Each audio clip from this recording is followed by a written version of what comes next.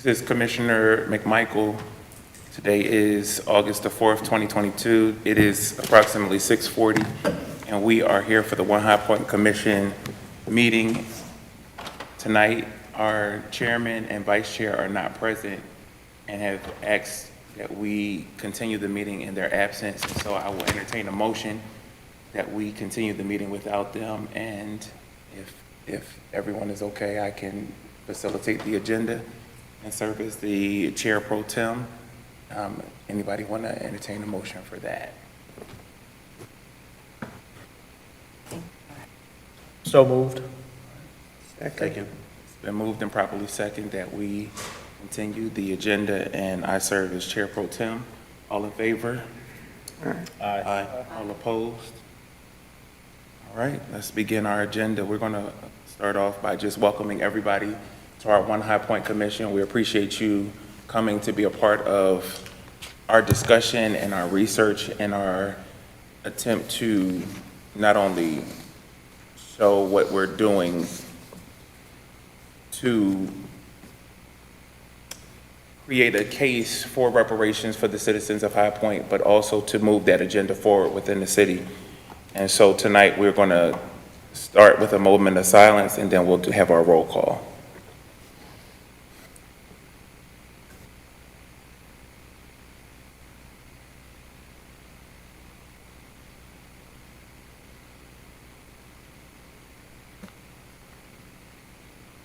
All right, we'll have our roll call by Commissioner Patrick. Good evening, this is Doris Patrick, Commissioner Doris Patrick. Joseph Austin, our chair.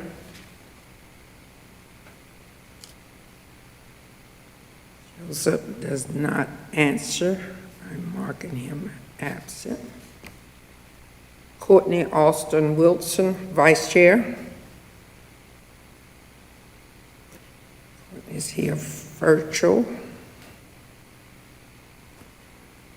Commissioner Charles Hensley.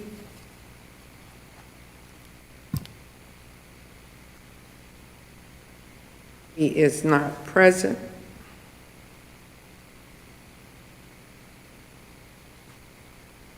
Commissioner Lovell Mike Michael.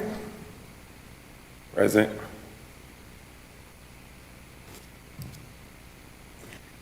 Commissioner Dawn Austin Page. Present. Yours truly, Doris Patrick. Constant Reynolds. Present. Janet Raleigh Wright. Commissioner Janet Raleigh Wright. She does not answer. Marking her absent. Commissioner Robert Sims. Present. Commissioner Bridget Tolliver.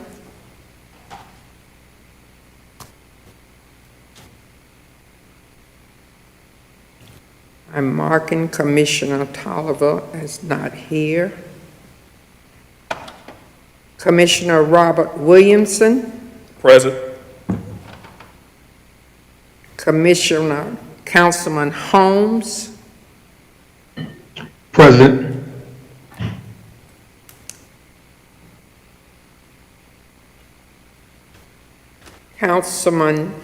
Commissioner Councilman Johnson. Present.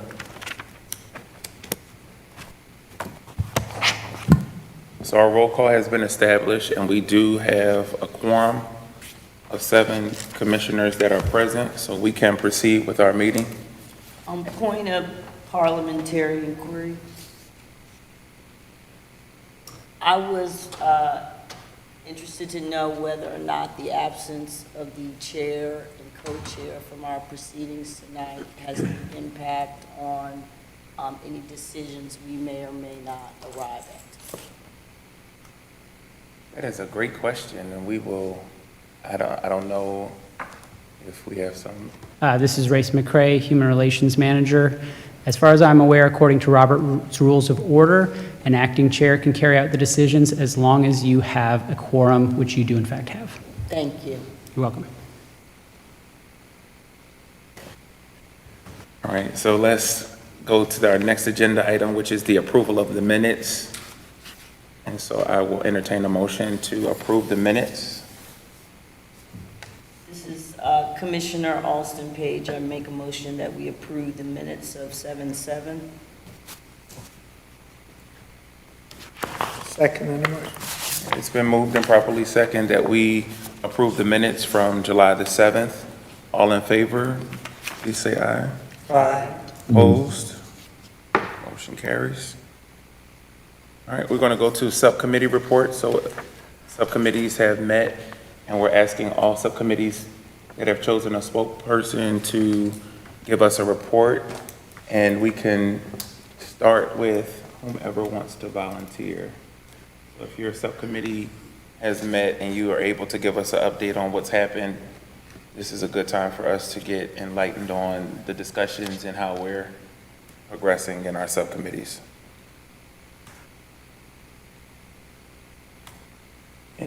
Any subcommittee spokespersons outside of myself here? This is Vice Chair Austin Wilson. I was asking, I sent an email over with our report to Robert Williamson and Bridget Tolliver, commissioners. Commissioner Tolliver will not be there this evening, so was Commissioner Williamson able to look at our report? And can he present our report tonight from the research subcommittee?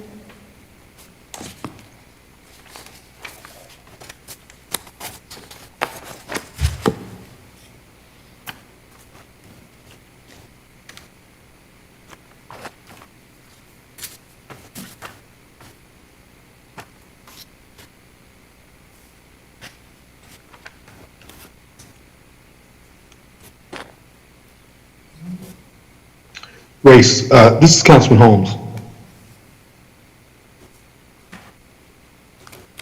Yes. For the active reporting, does it matter whether or not the spokesperson is virtual or in chambers? Because if not, if Vice Chair Austin Wilson wants to present her findings as the committee spokesperson, she could do that even though she's virtual, correct? I believe that she could report and therefore comment on the meeting. Yes, that would be up to her if she wants to do that. I will go ahead and this is Vice Chair Austin Wilson. I'll just go ahead. I do have shortness of breath, but I'll just go ahead and run through our subcommittee report.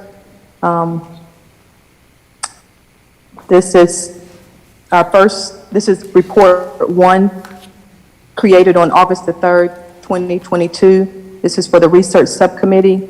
We did a calendar overview. Our first meeting was held on July the 21st, 2022 at 6 p.m. Our second meeting was held on July the 28th, 2022 at 6 p.m. Our next scheduled meeting is August the 11th, 2022 from 1 to 5 p.m. This meeting will be considered a 4-hour work session for us.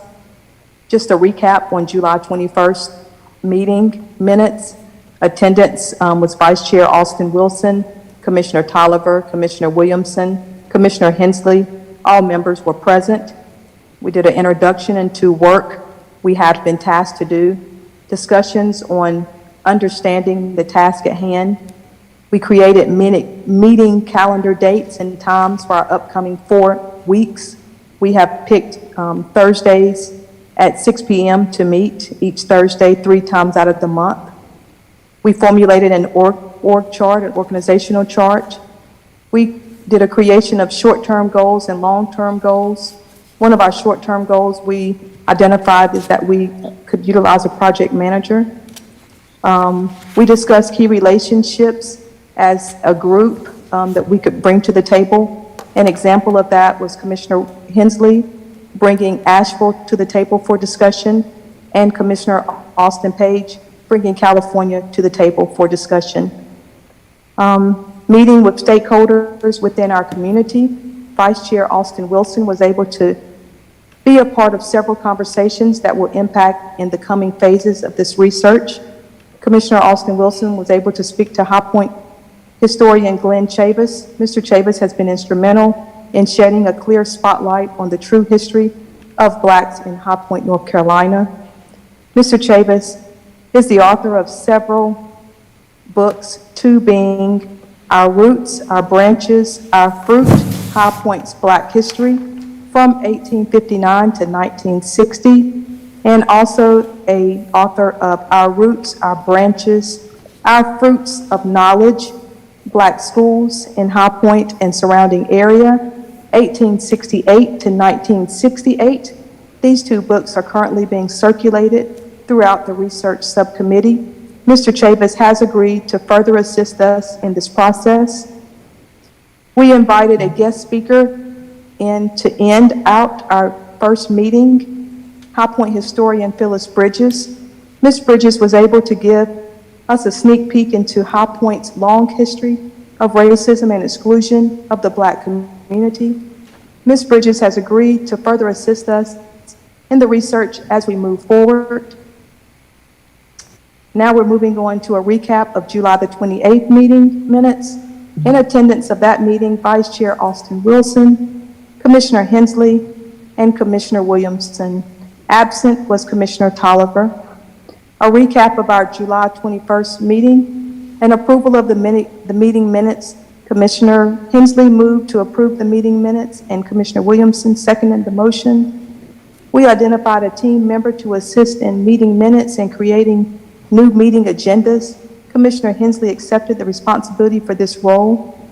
We reviewed and discussed prior meeting outline that was created by Commissioner Austin Page. We discussed the importance of a project manager in assisting in moving resolution. The committee members discussed outreach and conversations that had occurred with outside stakeholders, government and non-government agencies. Examples of these would be Commissioner Hensley reached out to the High Point Police Chief. Commissioner Hensley was able to have a face-to-face meeting with the chief and was able to introduce the works of the commission and articulate just what the resolution has tasked the commission to do. The committee has identified the importance of building and establishing relationships within our community. We ended out our meeting with our invited guest speaker, Commissioner Austin Page. Commissioner Austin Page was able to address the committee members' questions as it pertained to the outline she created. After questions and answers section was completed, the subcommittee members seemed to have a better grasp of the task at hand and how we execute the task. Commissioner Austin Page presented the group with a slideshow presentation on State of High Point Black Americans. This was a very informative presentation that led to the discussion and questions, some questions that could not be answered in that limited arena of time. The committee has many items in their parking lot for further discussion. Overall, the research subcommittee is in its infancy phases of the research. However, we are working to connect the dots. Thank you, Vice Chair Austin Wilson. Thank I you. yield. Thank you for that detailed report. So I'll go ahead and give the Public Relations Committee meeting report that was held on Monday, July the 25th at 5:30 p.m. In attendance at that meeting was Councilman Michael Holmes, Commissioner Patrick, Councilman Tyrone Johnson, Commissioner Raleigh Wright, myself, and City Representative Duron Hollis.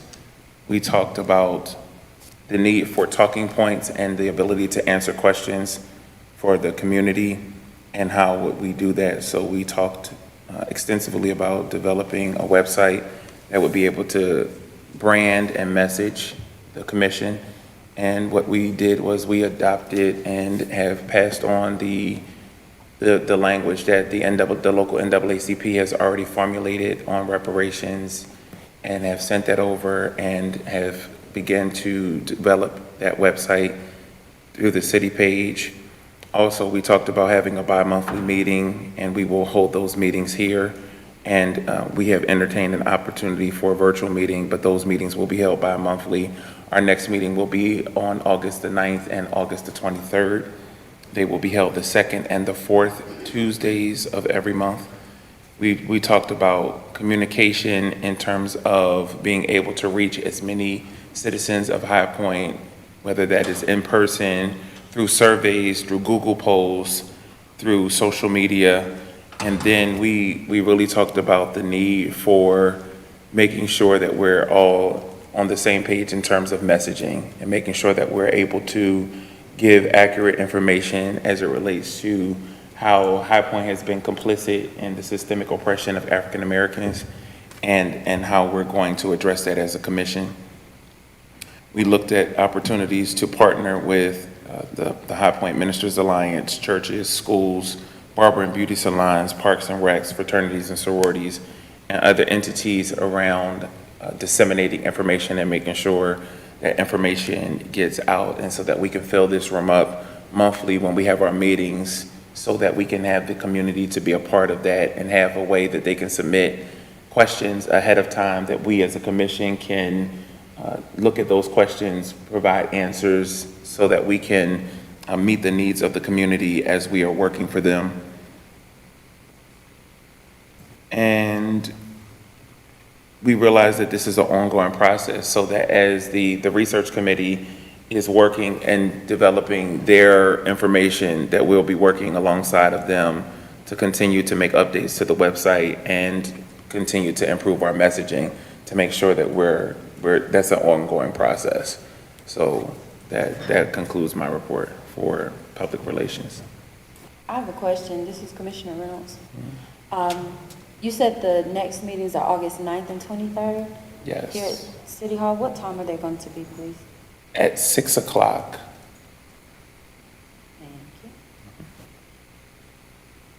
And Chair McMichael, we can show the website if you'd like. Yes, to. please, if you could pull it up. Yep, let me just have them put it on the screen for us.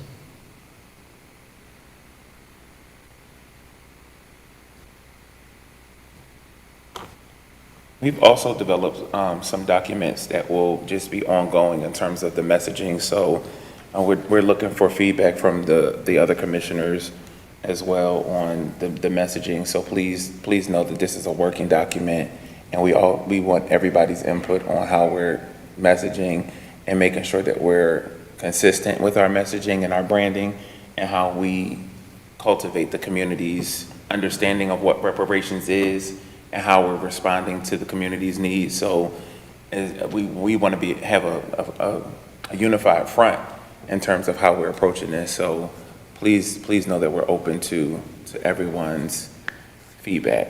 We also are looking at the resolution that was submitted through the NAACP as a working document, because we're here because of that document, and using that language as well as a starting point for where we are. To give you a quick overview of the website as it stands today, this is live, and anyone could go to this URL to find it. It's highpointnc.gov/2617/OneHighPointCommission. And as you can see, it explains the kind of mission of the One High Point Commission. This is language taken from the resolution, and we also link directly to the resolution there. And then we also have established the group norms, and we have linked to those norms. Those are the norms that you established in your June 2nd meeting, so that people can be familiar with that. It lists all of the commission members and has email links for the chair and vice chair.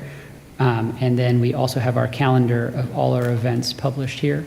Below at the very bottom, you can find a list of the One High Point Commission meetings. These are the full commission meetings.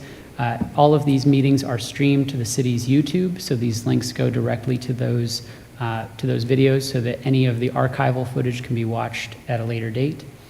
And then on the side, you'll see that we've got each of the subcommittees listed here, and all of these have also all of the subcommittee members, and specifically related to the calendar of these issues right now. These are currently works in progress. We're going to also put out the recordings of these subcommittees so that they're available to the public as well. Thank you. Are there any other subcommittee reports? Yes. Good evening, this is Commissioner Alston Page, and I'm honored to deliver the Budget and Finance Subcommittee report. We met on July 21st at 11 a.m. The meeting lasted until approximately 12:45 p.m. Commissioners Reynolds, Sims, and myself were in attendance, as well as NC Budget and Tax Center Executive Director Alexandra Sirota. Action items completed. We completed the preliminary budget outline, secured meeting dates for future committee meetings, attended other 6 subcommittee meetings. Actions to take: complete initial draft of One High Point Commission operating budget for discussion, which we have. We met with, as I said, NC Budget and Tax Center nonprofit agency. They are dedicated to studying the effects of taxation, in our case, on Black Americans descended from slavery in North Carolina. That was the focus of our interest. We have decided that Tuesdays from 2 to 4 and Thursdays from 11 a.m. to 1 p.m. Will be our meeting times for our subcommittee. And we did discuss changing the name to Finance and Compensation Committee. In terms of the budget proposal, we looked at it very broadly because we wanted to get the input from the other subcommittees, and very broadly in terms of community outreach, advertising and PR, and then professional services. So with that, our recommended line items, which includes an expense we've already assumed, which is for the consultant/facilitator. But for PR and outreach, we have a recommended budget of $35,000. For legal consultation, $50,000. Research services to be determined, but the research services not all-inclusive, but including a genealogist and historians. And that would be scenarios where we would actually engage a genealogist, so to speak, for instance, to go through the Guilford County slave deeds and identify the people who were enslaved in this area, et cetera, et cetera. Economists and other experts in the field of reparations. So those would be the types of research services, but certainly not all-inclusive. And then commissioners, we also discussed a stipend, which is common practice, is with the other Asheville, City of Asheville, and the Buncombe County Reparations Commissions. So we wanted to discuss that based on best practices and reimbursement for, copies, et cetera, et cetera. In terms of new business, collaborate on a list of experts for recommendation to the commission. Discuss vetting process for list of experts, and our next meeting is August 2nd at 2 p.m. And some other things that we discussed in terms of discussing a name change and how our subcommittee might evolve, or this process will evolve, is to focus on working with the research subcommittee and following up to monetize findings through research and public meetings. In terms of the finance and the word, in the title of our subcommittee, the budget and finance, the finance committee provides financial analysis, advice, and oversight of the organization's budget, being the commission. Their sole responsibility is to ensure the organization is operating with the financial resources it needs to provide the programs and services to the community.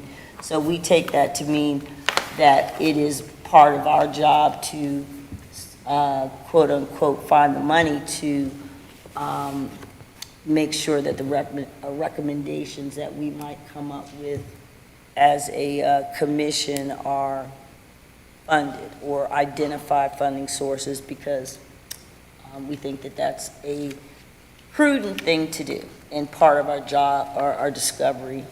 I think I will end it there. Thank you.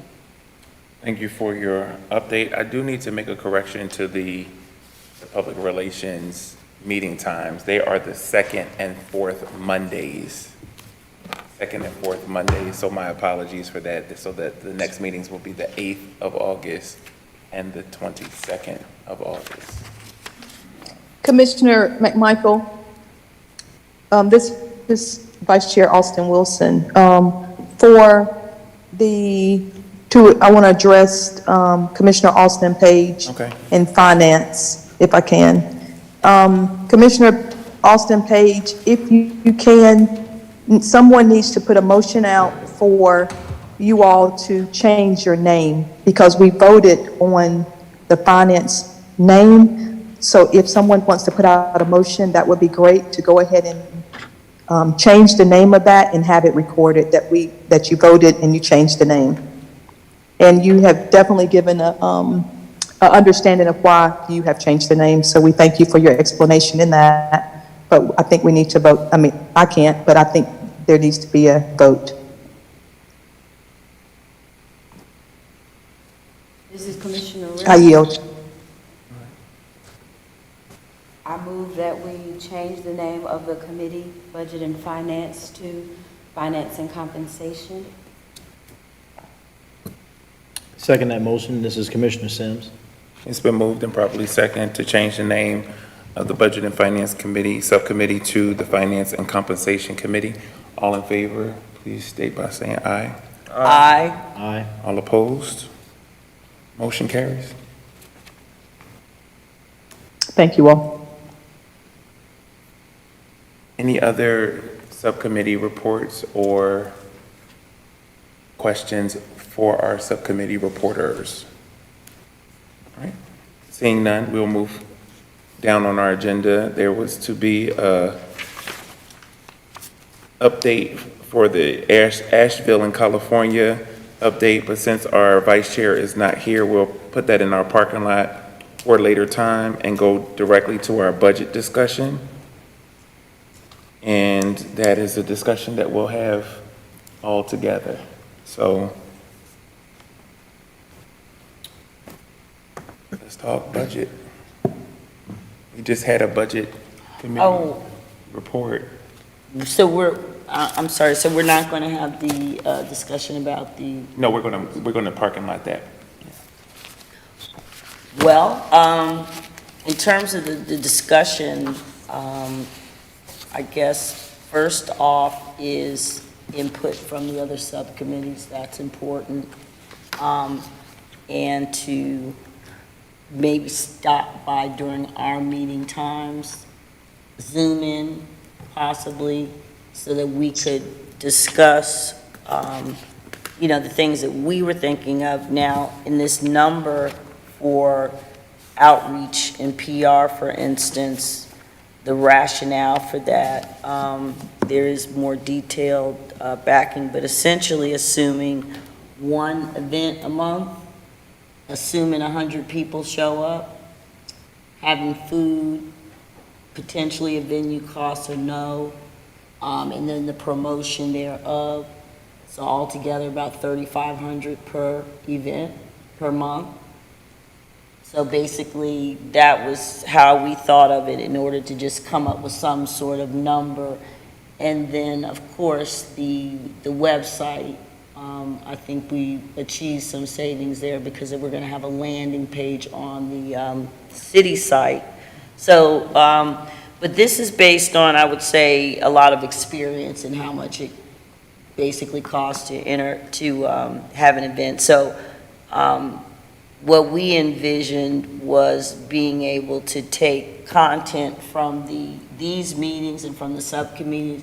You would basically have your pick of content, and you can intersperse that with with your community events, like you were saying, going to the church or the schools, and then maybe speakers. So that's what we were trying to, if you had to pay $100 or whatever the cost is for someone to actually come and speak, but then you also have the content from the meetings, and then you can build your events around it. So that was the thought behind that. And then we included the $20,000 that had already been paid to WRP Consultants, and then the $50,000 for legal expenses. Obviously, if we read the resolution, it requires that we compile evidence, a corpus of evidentiary documentation that is in compliance with legal standards and international standards. So I dare say none of us are necessarily legal experts. So we, after further discussion and actually making some calls, but further discussion, we just settled on a flat fee. You know, if we were to do 100 to 200 an hour, no attorney will tell you, give you a flat fee, hourly fee, but they, will engage, you can engage legal counsel on a brokered flat fee basis. So this is an attempt at that. In terms of the genealogists and historians, I would, like I said, if we had some sort of project where we were building a database, a registry of descendants eligible, the community of eligibility, that would require some level of, analysis, compilation. It could very well be done by local university, and there's a possibility of that. Historians as well, if we actually needed a specific report. One comes to mind is if we were to do a specific North Carolina focus report on the story of North Carolina freedmen, and that would, I would think, fall into that, under that category. Then the economists, for obvious reasons. And then again, the commissioners, as I said, this is the amount that we were thinking about was $150 a month, which is the same amount as the commissioners in Asheville are receiving. And I think that that is more than fair, especially given the amount of time and commitment that is necessary in the slippage in terms of administrative expenses. But again, just best practices, and definitely open to any questions or additions from my fellow subcommittee members, but I yield. Thank you. This is Vice Chair Austin Wilson. I will add to your budget information that as a part of our conversation, I will bring that up at our next meeting. And I can introduce what we had a conversation with Asheville and California at subcommittee meetings as well next week when I'm feeling a lot better. But Asheville is ahead of the curve when it comes to their budget, when it comes to their funding. They actually have monies allotted and available to them for the study of their reparations. The city was proactive in allotting monies aside for reparations back, I want to say in 2006. I don't have my notes in front of me, but they are awarded $2.5 million from a sale of land that the city sold. They allocated it specifically for reparations for a day to come. This day has come, and now the city has the $2.5 million from their land sale, and the county has agreed to match that with $2.0 million. And this is only for the study of reparations and the harm, the genocide that has been put on their Black citizens of Asheville. So when we look at that, to say that they have $4.5 million just to study, when Commissioner Austin Page has given this budget, you know, there are some other things that are going to come up that we're going to have funding for. So this is just a rough budget estimated of our infancy stage. So we need to look at that, but we also need to be reminded that we are in the furniture capital of the world. And we want to be mindful that High Point has the funding. We just need to be able to package it and be able to stand behind who we pick for our experts, our witnesses, and things that are going to move the commission forward. Another thing is Asheville also has a stipend. So when we ask for the commitment of our commissioners, many commissions have stipends, many boards that the city and the county puts out have stipends, gas stipends, yearly, quarterly stipends. So that's all we're asking for as a commission. Asheville is at $17.50 an hour. For their subcommittee meetings, for anything they do as part of the commission. So I wanted to say that as well. They're at $17.50 an hour for their commissioners to be a part of their task force. So we will have further discussion. Commissioner Austin Page, thank you for your budget review this evening. And we will have further discussion about the budget because again, we are only in our infancy stages of identifying our needs from funding right now. So I yield, thank you.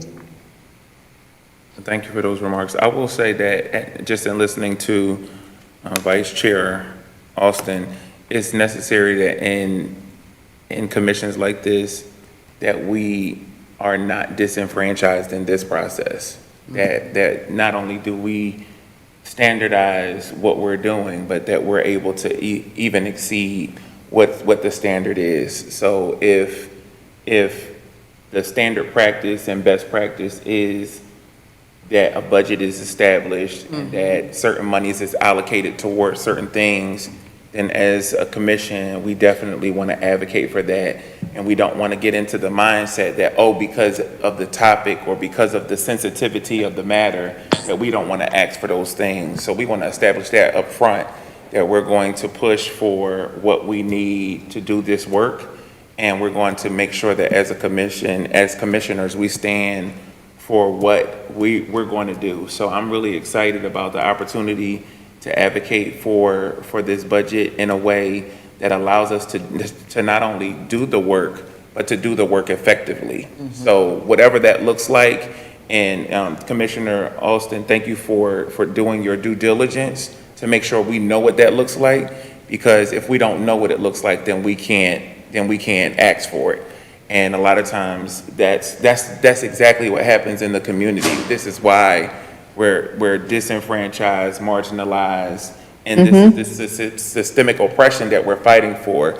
That as we're sitting up here, we've been selected to sit up here, but we want to make sure that while we're in these seats, that we're actually able to move this needle forward. So I appreciate those comments, and hearing that makes me know that this budget has been understated, so that we need to figure out what we really need to do to make sure that we put ourselves in a good position to know how the city of High Point specifically has been complicit in the systemic oppression, being the furniture capital of the world of African Americans, what land was taken away from them, what jobs were taken away, what educational opportunities were not made available to them to be able to progress in ways that were helpful and meaningful. So that's why we're here, and that's the kind of work we need to do.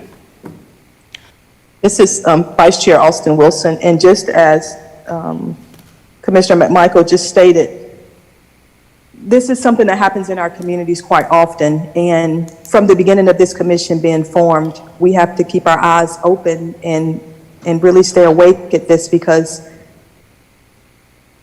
we know that any project that takes place has a funding behind it.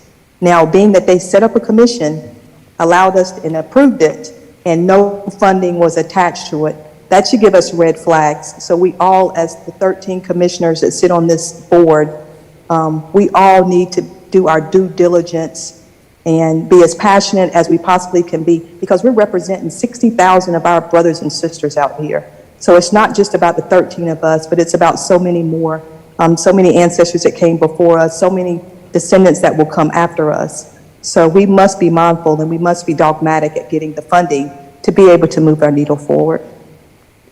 I have a question. I wanted to know if we could get some clarification and direction on the level of detail that is required or is customary for submission with budget proposals. I spoke to the level of detail that we laid out in terms of coming up with these numbers, but I think it would be helpful to know if we're required to, what level of due diligence is expected of us. And we would also like, as a commission and subcommissions, to be able to ultimately vet our own providers or vendors that we ultimately contract with. And then the other question that I have is, what exactly is the procedure for this process? We have 2 city councilmen, and we have a chair, and we have a consultant. Were we to come up with a budget, what is the procedure? Who presents that to the city council? What would be the timeline on that? We need the answers to those kind of questions, of course. So, not necessarily right now, but those are the answers that we need. I think those are good questions. And is there any other discussion around budget before I move our agenda? I am seeing that it's 7:20, and we still have a hefty portion of the agenda, but I don't want to leave anyone out. If you have... Commissioner Michael, this is Councilman Holmes. To answer Commissioner Alston Page's questions, I'll submit the budget process to the Budget and Compensation Committee via email in the interest of time.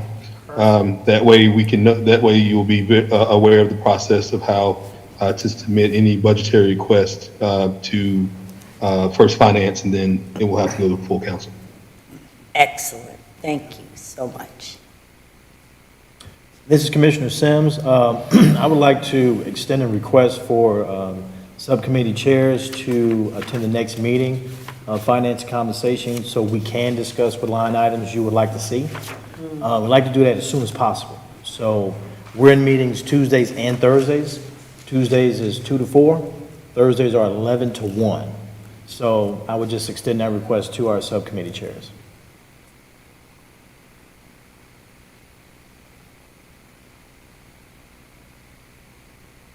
Right.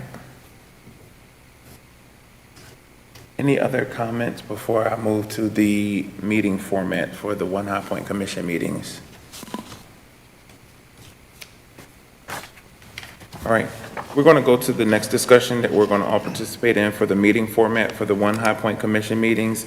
And Vice Chair Alston, did you want to chime in for this portion of the conversation as well? Did we lose it? We might, okay. I'm a little foggy right this second, I'm sorry. Can you tell me, we talked about, I know what it's about, the meeting schedules format. So one of the things we wanted to discuss, this is Vice Chair Alston Wilson, one of the things we wanted to discuss tonight was, Chair and I have spoken, and we feel that, along with the facilitators, and we feel that we need some time that we can all be together to really, really work at this. And it is great that we have subcommittees, that we meet twice a week, once a week. That is excellent. But this is so much work that we have to do in a small period of time. So therefore, we have suggested that we do a weekend, and this is another thing, Commissioner Alston Page, that must go into your budget as well, is we have suggested that we do a weekend either it be quarterly, bi-quarterly, however that looks, we should meet, and we should have a 3-day work session, is what we've said. And we do it as a retreat. We're away from our jobs, our families, and things like that, and we can just really focus in on the work that has to be done. That'll give us a time to have we'll vet prior to, within some of our subcommittee meetings, and have some expert witnesses there. It'll give us a time to gel, a time to digest a lot of information. So we are proposing that we do a retreat, a 3-day retreat, whether it be Thursday, Friday, and Saturday, or however that looks, but we're looking at the end of September. I thought that would give people enough time if they were employed, that they could give their employers enough time to give them the time off. But just wanted to have that discussion tonight of what do you all think about a work session, a 3-day work session. It is structured around California. California does meet in different parts of their state, and they have work sessions like 3 days, 4 days, where they're able to really get a lot of work done. 8-hour days, we'll be served breakfast, lunch, dinner. Maybe we can have some breakout sessions. But it's just a time for us really to gel and a time for us really to get a lot of work done. So I put that on the floor now for discussion. This is Commissioner Page, I'm definitely in favor of that process. This is Commissioner Reynolds. I would certainly make the time for it. This is Commissioner Reynolds. I would make the time for it. Commissioner Patrick, I agree also. And Commissioner McMichael, the work that we're doing is it takes time, and it takes the ability for us to have conversations that are outside of a meeting, that we can spend some time talking about the various topics that we have. So I feel like a retreat, and not just, I believe with the short amount of time that we have, quarterly may be too long. And I know we all have very busy schedules. So I believe the end of September is a great way to start that. And then maybe once we're all together, we can look at the next opportunity, and maybe the next one is not as long, but maybe we could find a weekend day or whatever day works for everybody, where we can do another intensive that's at least 4 hours or something in length. But I would definitely agree to at least a 3-day retreat to start, and then look at some other extensive times to meet, because once we leave out of these chambers, we all go back to our busy lives, and yeah, it's difficult. This is Councilman Johnson, and I would support the 3-day work session as well. I think it's a great idea. Can I ask how that is affected by the rules that we're bound by? If we were to have a retreat, is that public? Would it have to be recorded? Yeah. Mr. Chair, this is Managing Director Hollis. Can you hear me okay? Yes, we can hear you, please. Okay, yeah, it's in response to that question, those meetings work just like a council retreat. Those would be public meetings if it's a meeting of the commission. So those 3-day work sessions or retreats would be open to the media and to the public. Thank you.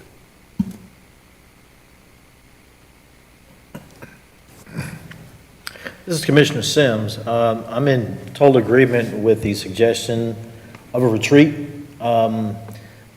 Because of the time frame that we have, I would like to see it maybe pushed up a couple of weeks so that we can get started earlier. End of September is great, but since this is the beginning of August, maybe we can do it for mid-September, kind of gauge where we are from there, and then see if we need to meet again under what circumstances, whether it be 1 day, 2 days, or whatever. But I know as we get closer to October, November, December, we've got holidays, we've got family, responsibilities and commitments. So I would like to see if we can push it up maybe the middle of September, and then we can start from there and see how far we need to go. You're here.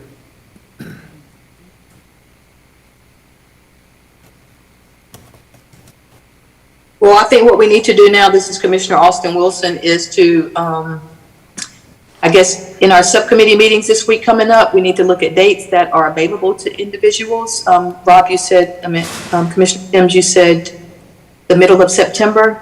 So maybe we can put that in our parking lot and we can all come back together and say the dates. If you're saying middle of September, we're saying like what September? I don't know the things, but 15th, 16th, 17th, somewhere in there, 12th, 13th, 14th, somewhere in there. That we can go ahead and put that in our, have discussions in our subcommittee meetings, more concrete discussions, since we're running out of time tonight. But look, can we talk about that in our subcommittee meetings this week? Is that something we can all agree on, and we come up with dates that are tentative, that we can pencil in and have in concrete? And then we need to talk about the budget of how we're going to fund this. Absolutely. Yes. So 15th, 16th, and 17th is smack dab in the middle of September. So why don't we all work with that to start with? And We'll go from there. Sounds good. Yeah. Look at those 3 dates, and then we'll continue to talk about that in our subcommittee meetings. We do have a subject matter presentation, and that is Commissioner Page. yes. And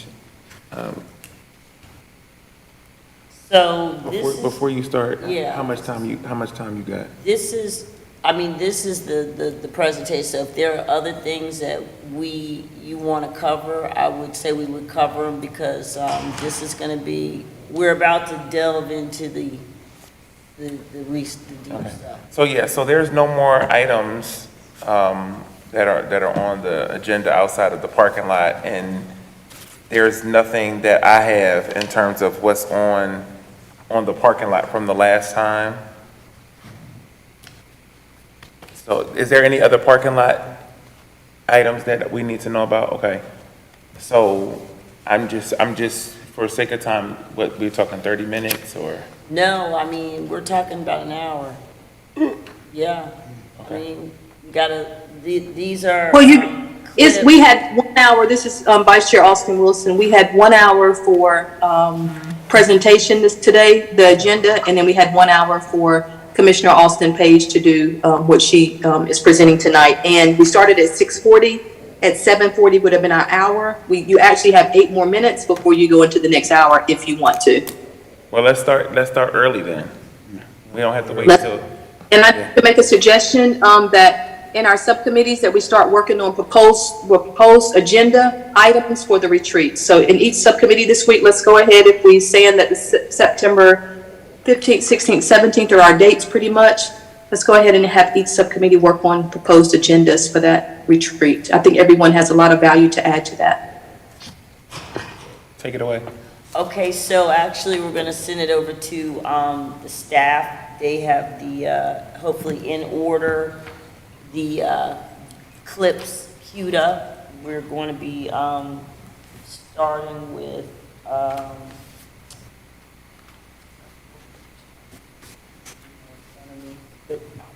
Ms. Taylor, do you have the, is everything queued up? This is Race McCray. You can see on the screen in front of you that they've got it queued up. Oh.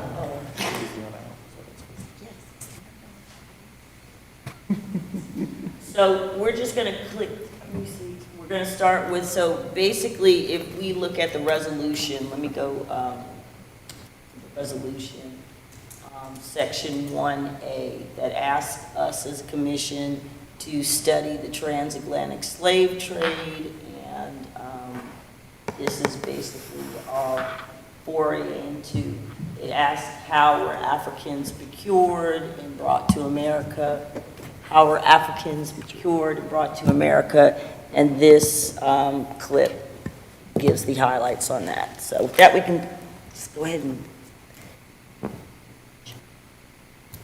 This is Vice Chair Austin Wilson. Will we be able to see the clips as well on Zoom or no? This is a question for Race.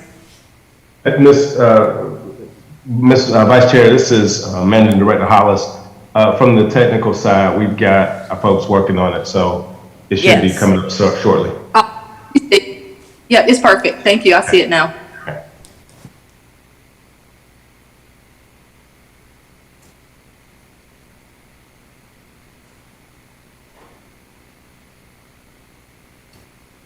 So this is The Atlantic Slave Trade, What Too Few Textbooks Told You by Anthony Hazard.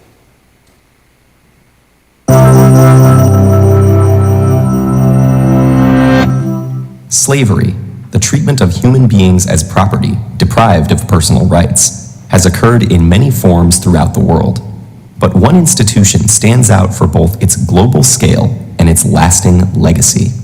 The Atlantic slave trade, occurring from the late 15th to the mid-19th century and spanning 3 continents, forcibly brought more than 10 million Africans to the Americas. The impact it would leave affected not only these slaves and their descendants, but the economies and histories of large parts of the world. There had been centuries of contact between Europe and Africa via the Mediterranean, but the Atlantic slave trade began in the late 1400s with Portuguese colonies in West Africa and Spanish settlement of the Americas shortly after. The crops grown in the new colonies, sugarcane, tobacco, and cotton, were labor-intensive, and there were not enough settlers or indentured servants to cultivate all the new land. American natives were enslaved, but many died from new diseases, while others effectively resisted. And so, to meet the massive demand for labor, the Europeans looked to Africa. African slavery had existed for centuries in various forms. Some slaves were indentured servants, with a limited term and the chance to buy one's freedom. Others were more like European serfs. In some societies, slaves could be part of a master's family, own land, and even rise to positions of power.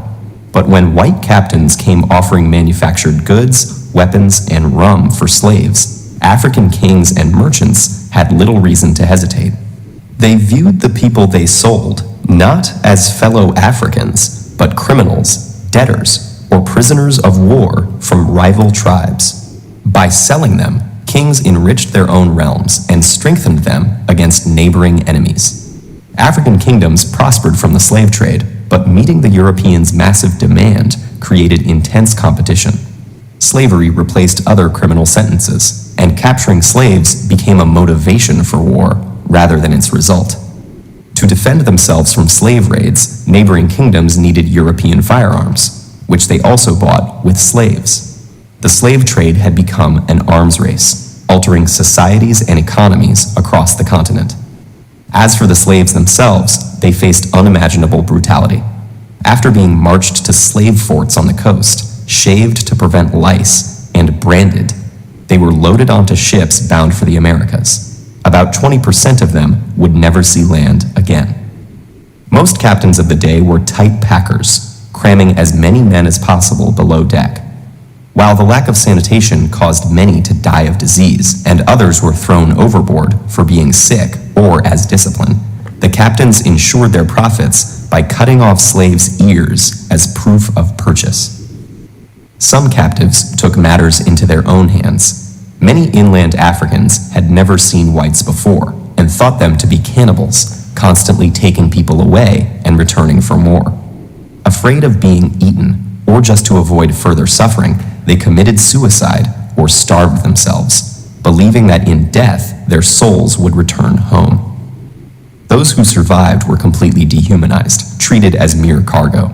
Women and children were kept above deck and abused by the crew, while the men were made to perform dances in order to keep them exercised and curb rebellion. What happened to those Africans who reached the New World, and how the legacy of slavery still affects their descendants today, is fairly well known. But what is not often discussed is the effect that the Atlantic slave trade had on Africa's future. Not only did the continent lose tens of millions of its able-bodied population, but because most of the slaves taken were men, the long-term demographic effect was even greater. When the slave trade was finally outlawed in the Americas and Europe, the African kingdoms whose economies it had come to dominate collapsed, leaving them open to conquest and colonization. And the increased competition and influx of European weapons fueled warfare and instability that continues to this day. The Atlantic slave trade also contributed to the development of racist ideology. Most African slavery had no deeper reason than legal punishment or intertribal warfare, but the Europeans who preached a universal religion and who had long ago outlawed enslaving fellow Christians needed justification for a practice so obviously at odds with their ideals of equality. So they claimed that Africans were biologically inferior and destined to be slaves, making great efforts to justify this theory. Thus, slavery in Europe and the Americas acquired a racial basis, making it impossible for slaves and their future descendants to attain equal status in society. In all of these ways, the Atlantic slave trade was an injustice on a massive scale, whose impact has continued long after its abolition.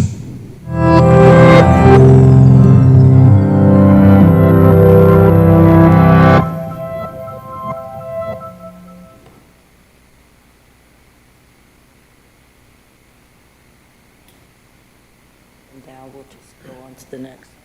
We are going to have comments. We're just going to process this information and take it into the public record. So the next, history of slavery in North Carolina.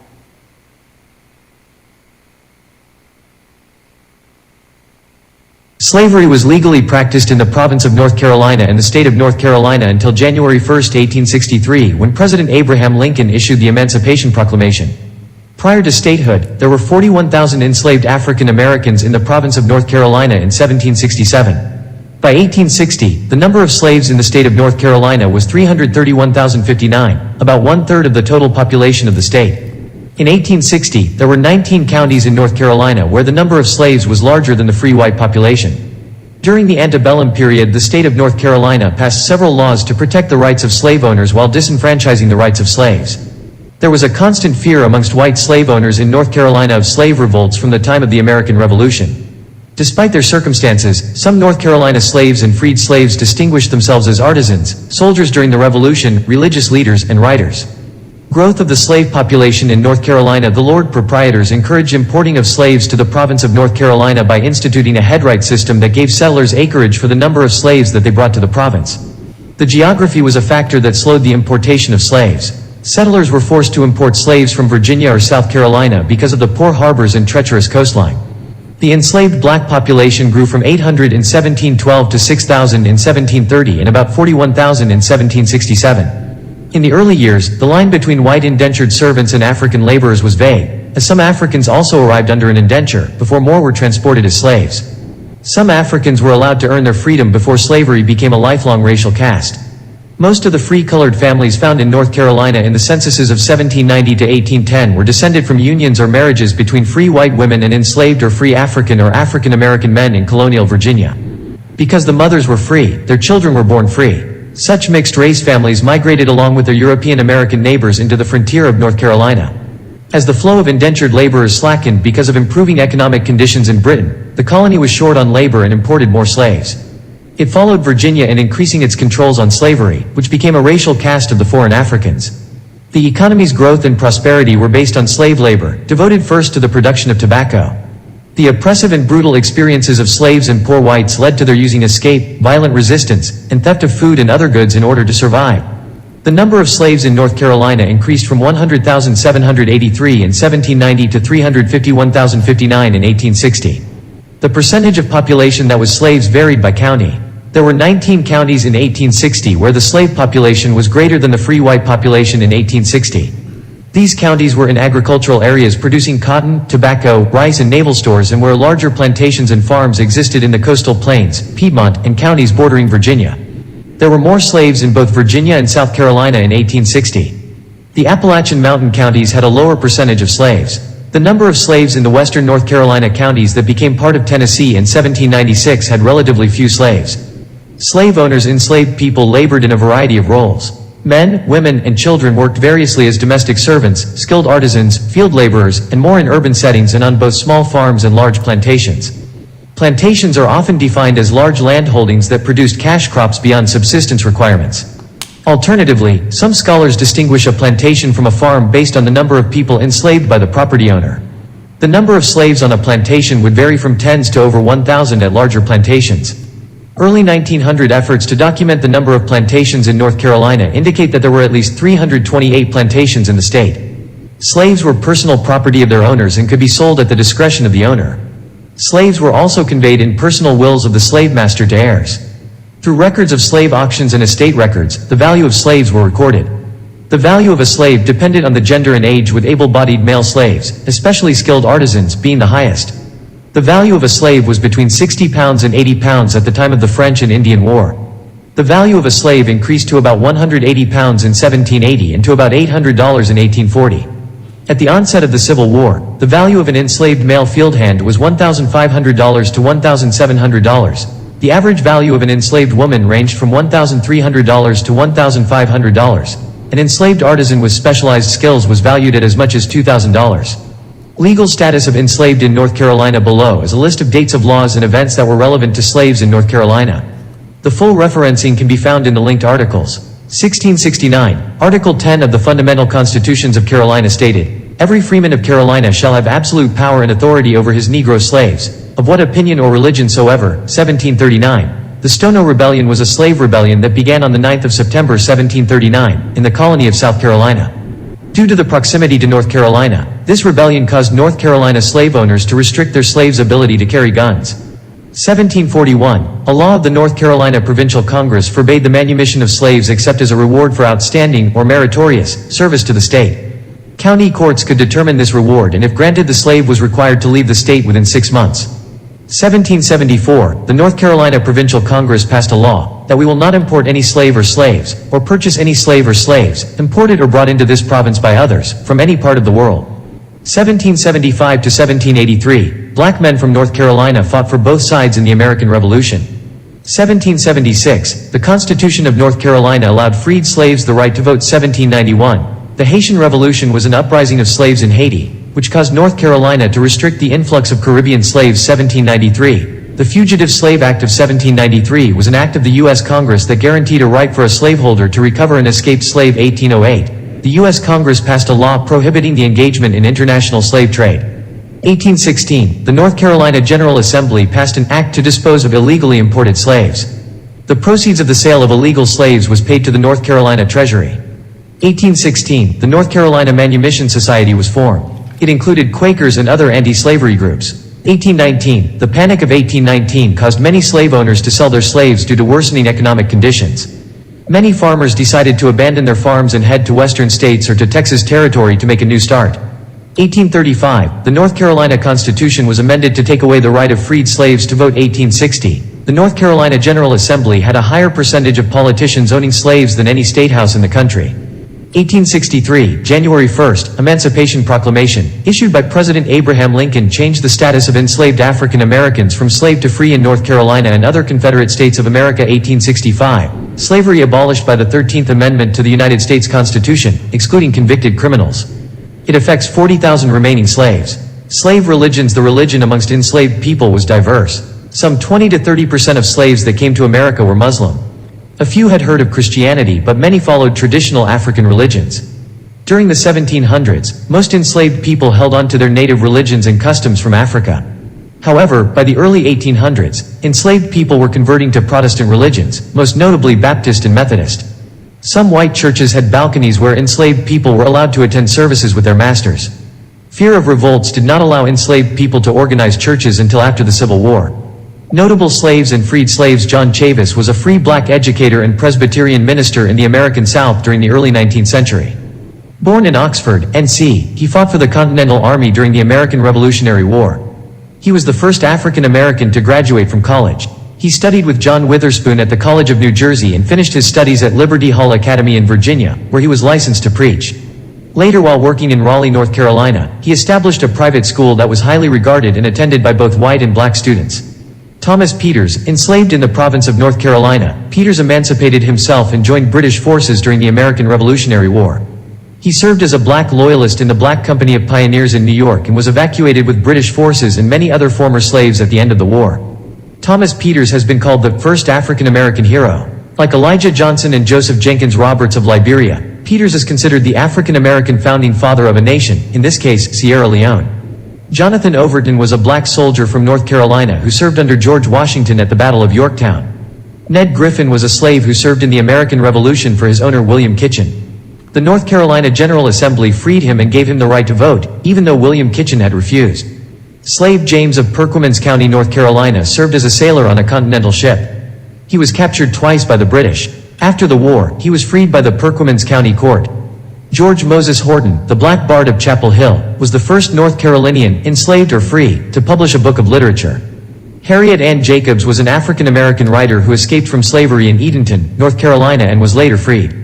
She became an abolitionist speaker and reformer. Moses Grandy was an African-American author, abolitionist, and, for more than the first 4 decades of his life, an enslaved person in Camden County, North Carolina. Hannah Bond was an American writer who escaped from slavery in North Carolina about 1857 and went to the North. Lunsford Lane was a formerly enslaved African-American entrepreneur from North Carolina who bought freedom for himself and his family. He became a vocal opponent of slavery and wrote a slave narrative autobiography. Omar Ibn Said was a writer and Islamic scholar, born and educated in what is now Senegal in West Africa, who was enslaved and transported to the United States in 1807. He escaped from a cruel master in Charleston, South Carolina, and journeyed to Fayetteville, North Carolina. There he was recaptured and later sold to James Owen. Said lived into his mid-90s and was still enslaved at the time of his death in 1864. Abraham Galloway was an American escaped slave, abolitionist, Mason, spy for the Union Army, women's suffragist, and state senator in North Carolina.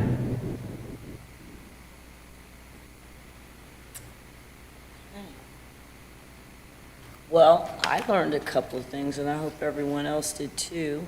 Did you know that if you live in America for the next... We're not going to show that one. It's the next one. This one's going to be hard. Let's pause that for a second. In 1808, Yeah, so this one, I think we have this one, and there might be one more after this, and then I think that will end our presentation. These next two are definitely going to be a little hard, but I was surprised to learn about 328 plantations in North Carolina.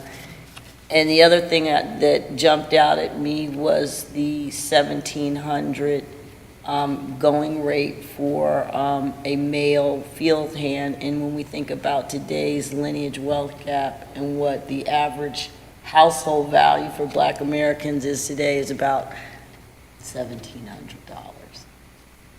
So with that, this is about slave breeding, but the connection here to Guilford, High Point, North Carolina, was one of the areas that did not have large plantations, but what it did have was slave breeding and slave trading, and that's more information that we have to uncover. So these topics are meant to introduce these topics and ones that we're all going to have to dig deeper into it. It touches on Virginia, but there's a connection. But Guilford County and surrounding counties were heavily involved in slave breeding and trading further down south. So with that, we can start slave breeding farms in Virginia.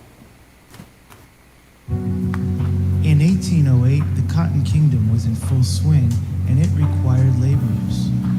The Quakers were looking to ban the Atlantic slave trade, and eventually it was abolished. The slaveholders needed a natural increase in their slave population. In 1808, the U.S. ended its participation in the international slave trade. The only way to increase the number of slaves in the U.S. was through the female slave giving birth to future slaves. The female slave had become a product themselves, much like cotton. They were a commodity used to make white men wealthy. And a sanitized version of this still exists today.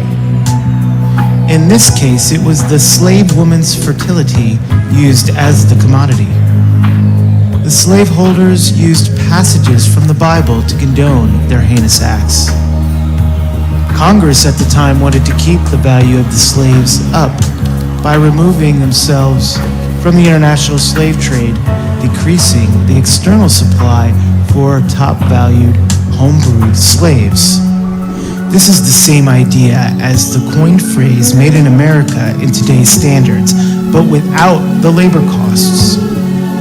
Slave owners could also mortgage their slaves to banks, and then the banks could in turn package the mortgages into bonds and sell those bonds to anyone in the world, even where slavery was illegal.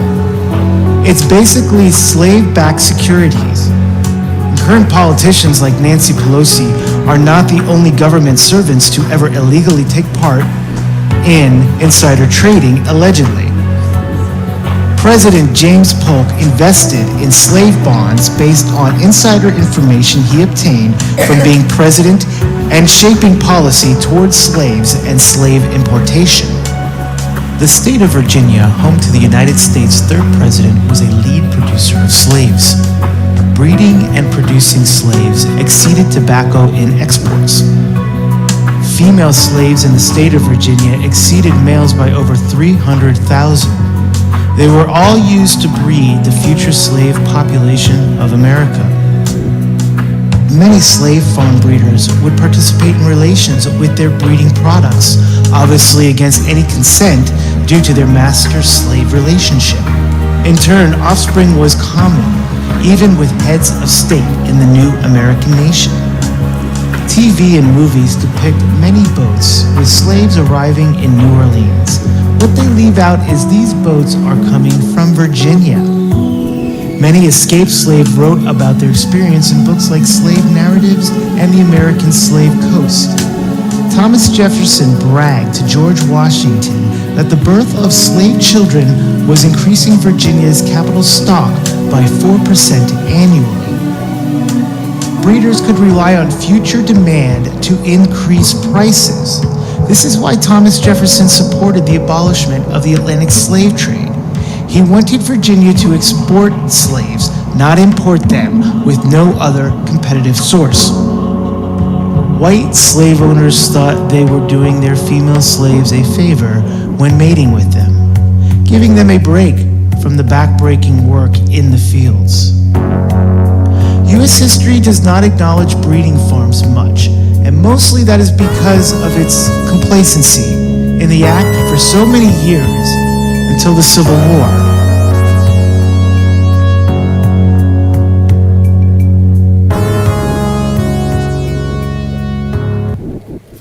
And that's important. Also, there are reports and some books that I've been reading that say as many as 6,000 human beings per year, our ancestors were shipped out of Virginia annually to parts of North Carolina and further south. And a lot of people here in North Carolina probably will be surprised to find when they do their lineage that it leads back to Virginia.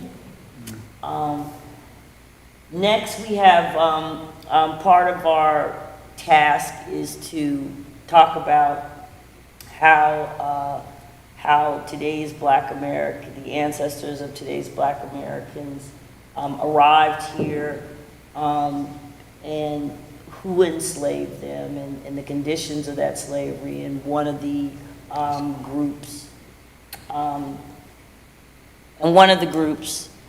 that were enthusiastic participants in the institution of slavery were white women. And this touches on, this is the author, Stephanie Rogers Jones, I believe she is interviewed in this as well. But she wrote the book, They Were Her Property. And it's important for us to understand this, the nature of the people that benefited from chattel enslavement, for when we come and bring that into present day, and then we look at different disparities that exist, and we look at who is benefiting from those disparities.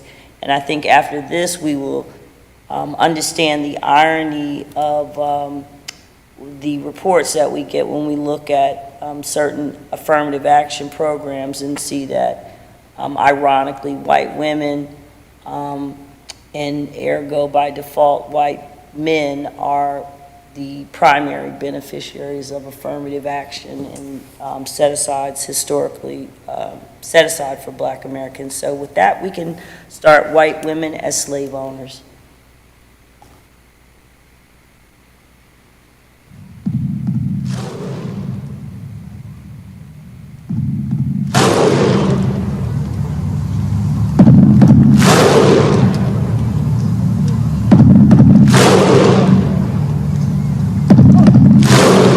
When we think of women as slave owners, it is usually that they inherited their husband's or father's slaves when he died.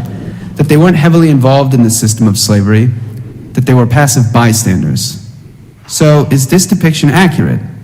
Hi everyone, this is the Yale University Press Podcast. I'm Michael Hoke. Joining me today to talk about this is Stephanie E. Jones-Rogers, Assistant Professor of History at the University of California, Berkeley. She's the author of They Were Her Property, White Women as Slave Owners in the American South. Stephanie, welcome to the podcast. Thank you so much for having me, Michael. So where does the idea, first of all, of white women being sort of incidental to slavery come from? The most important place to begin to address that question is within the field of history and the ways in which scholars have used or decided not to use certain sources. So one of the primary source bases or the documents that I use in the book are the testimonies of enslaved and formerly enslaved people. And in those testimonies, formerly enslaved people frequently talk about the fact that they were owned by white women, they were purchased or sold by white women, they were inherited by white women or given to white women's kin and family members or friends and relatives. So I think the testimonies of formerly enslaved people they offer quite vivid accounts of white women's economic investments in the institution. And also they show that this investment in the economy of American slavery really began far earlier than we would imagine, often in infancy and childhood when white slave owning parents would give their daughters enslaved people as gifts, as birthday gifts, as Christmas gifts, as coming of age gifts when they turn 16, for example, or when they marry, they give them a number of enslaved people as wedding gifts. So what formerly enslaved people have to say about white women's economic investments in the institution is far and wide. It's very expansive and complex and sophisticated. And I think that many of the histories of slavery that look at the economy of the institution of slavery in particular don't draw on those formerly enslaved people's testimonies. And so in large part, the subfield of economic history and the history of slavery in the country and the economic dimensions of the institution of slavery in the country have very, very often drawn upon the accounts that white men in particular have left behind, and very few draw upon the documents that are left behind by white women themselves. In addition to that, the histories that have been produced about Southern women's experiences in relationships to slavery have also drawn upon sources that do not foreground the experiences of formerly enslaved and enslaved people. They often look to the letters and to the diaries of white women, and in those diaries, they find very few accounts of women's economic investments in the institution, very little discussion about slave market activities, et cetera. And so because they don't find this extensive conversation around or debate around and discussion around these issues, they assume that these women have largely been kind of disconnected from the institution of slavery and its economic dimensions in particular. And then finally, I think there is a kind of a legal grounding or legal basis for why this story has rarely kind of merged in the scholarship that exists today. And that has to do with property laws that constrain married women's ability to own, to acquire, and then to buy and sell property after they married. So there is a legal doctrine called coverture. And we still deal with the vestiges of this doctrine today, wherein if a single or a widowed woman who owned property or who earned her own wages became a married woman, her husband would immediately become the owner of any property that she owned, would acquire any wealth that she possessed, and would be entitled to any wages that she earned. And so because this doctrine was considered to be the letter of the law for many historians, even up to the present day, many historians have argued that this law, this legal doctrine, constrained women's legal identities and their abilities to own property in such drastic ways that it was nearly impossible, or it was probably virtually impossible for women to own enslaved people. And so many historians have simply dismissed the idea that these kinds of economic relationships could exist in the first place. And so I think those three places or three explanations really go a long way to trying to understand why this story is just now being told in its fullness. I'll say that, because there have arguably been some historians who have suggested that this was possible, but only in rare and exceptional cases. So this book really shows that it was far from rare and it was far from exceptional. And by looking at the testimonies of formerly enslaved people, we can see that women had a pretty extensive engagement in the economic dimensions of the institution and profound investments in the continued perpetuation of the institution of slavery. And what role were women playing in this? How involved were they in all aspects of this? It sounds like pretty heavily involved. Absolutely. So what my research, uncovered was that women were what I call involved from the rooter to the tutor. Any Southerner will know what that means. So from the kind of the smallest dimensions of the institution of slavery, the economic dimension of the institution of slavery, what are referred to as ancillary businesses. So these are women who may not have owned slaves themselves, but they produced goods, or they provided services, or they operated businesses that serviced the economic dimension, serviced the industry that emerged around the slave trade. They were a part of the industry that emerged around the institution of slavery. So you have women invested in slavery indirectly through their businesses, although quite directly because they benefited economically from those relationships. But then you also have women who they buy enslaved people, not just for themselves, but for a profit. So there are individuals in the book that I talk about who own slave yards, and these would be facilities that simply were maintained to house enslaved people between purchase and sale. So when they were purchased and they were waiting to be sold again, there were women in the South who owned establishments where those individuals would be held while they were waiting to be sold again. There are others who were involved in family businesses. So they were not the names and the faces of the trade, of slave trading operations, but they may have provided the capital necessary to allow for those businesses to function, the capital that was required to purchase the enslaved people in the first place.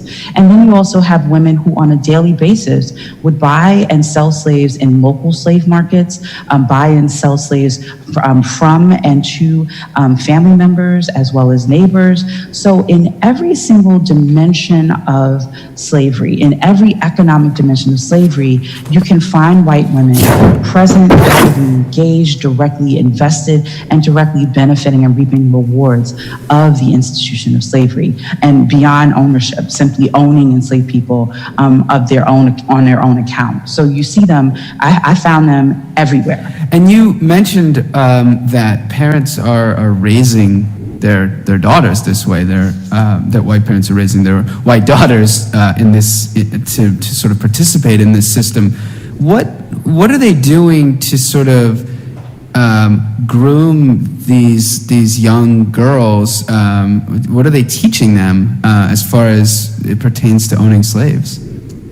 So what was really fascinating to me is as I was kind of preparing, as I was researching for the book, and particularly looking at what formerly enslaved people had to say about white women's economic investments in the institution, they led me to push further back in time. So rather than looking simply at adult white slave owning females' relationships to the institution and their economic investments in the institution, formerly enslaved people, we're talking about how these relationships, their investments in the institution of slavery began at much earlier periods, when they were girls, when they were adolescents.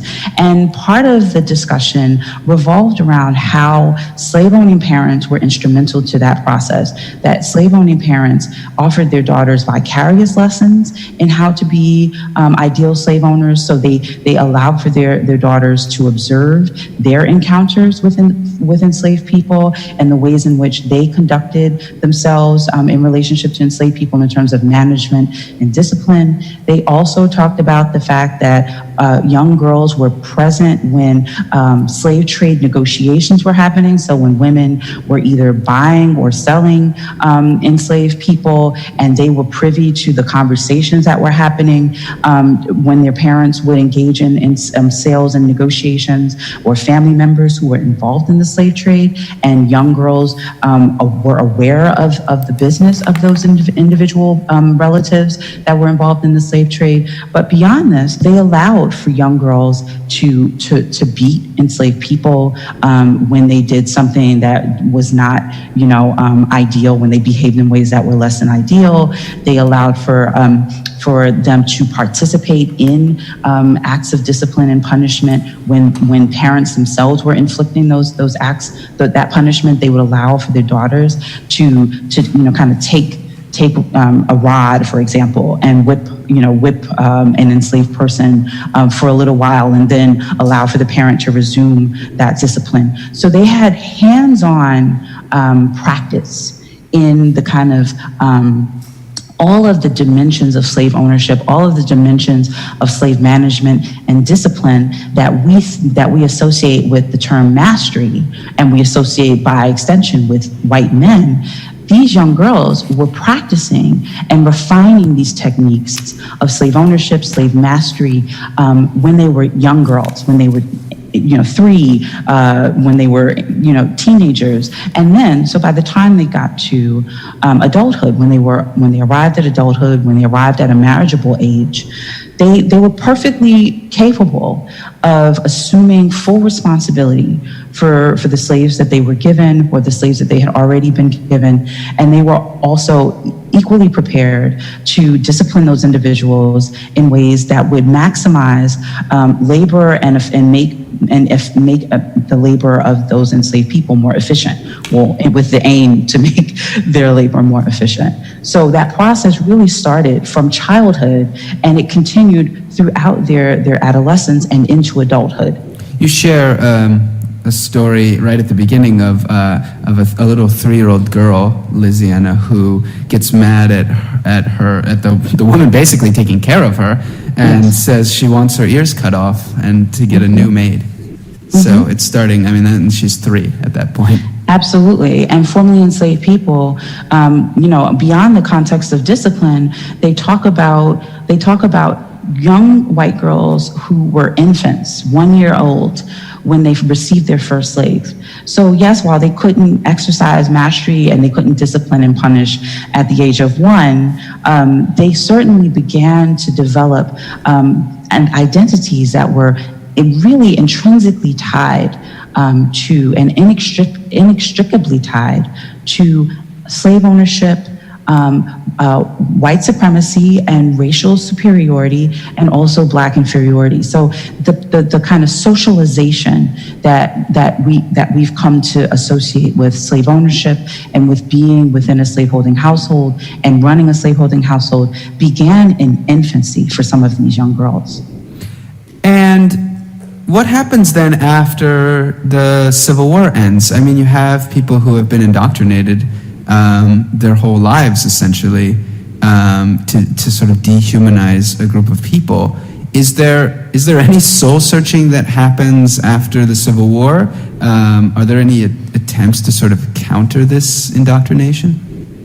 So what's really fascinating is when you begin, for me anyway, when I began this research, and I started to kind of chart or trace white women's economic investments in the institution over the course of their lives, once you get to the Civil War, you really begin to understand, I really began to interpret and understand these women's responses to the war in very different ways. So, we're kind of familiar with, Scarlett O'Hara and, her kind of very emotional and sentimental responses to the war and to the loss of the men in her life, men returning home, et cetera. If you've, seen Gone with the Wind, there's kind of a very sentimental characterization of women's responses to the Confederate loss. and the kind of ramifications of the Confederate loss in the South.